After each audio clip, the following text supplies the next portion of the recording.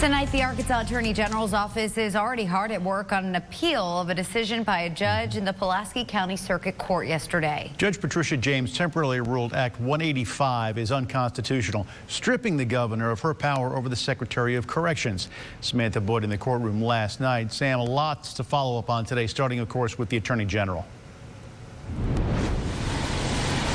Yeah, Bob, that's absolutely right. Now, we knew this appeal was likely coming based on the comments I got last night from the Attorney General and his staff.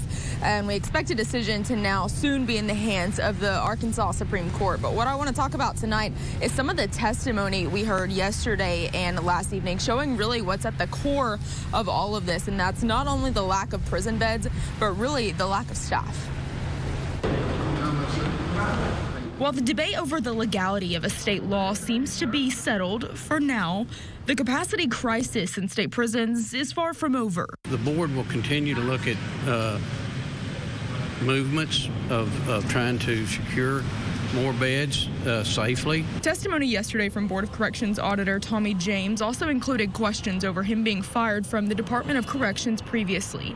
But it also included shocking information regarding an inmate's death. That inmate was said to have committed suicide at the Ouachita River Correctional Unit December 15th.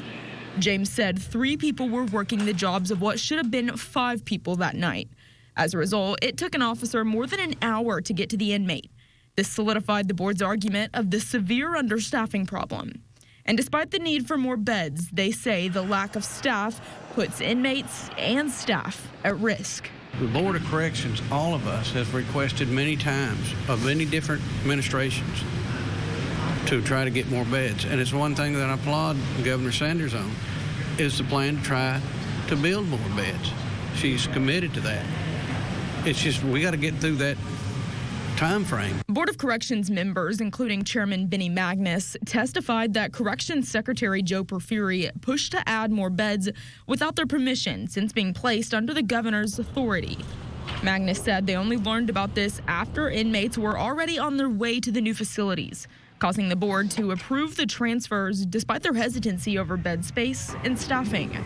Attorneys for the state argued that if this was a big enough concern, the board could have pushed back more. None of us thought this was or needed to be or was a political move.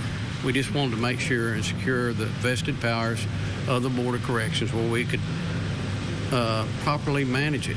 Governor Sanders' spokesperson speaking out for the first time regarding this. Her statement reads, "The Board of Corrections continues to play politics with the safety of Arkansans.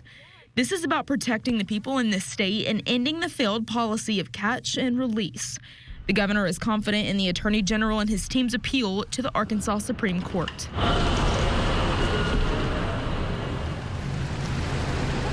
Again, we're still waiting on that appeal from the Attorney General's office. That has not been filed yet. But as for the board, Benny says in the meantime, they are still working on finding a way to add more prison beds and to bring in more staff.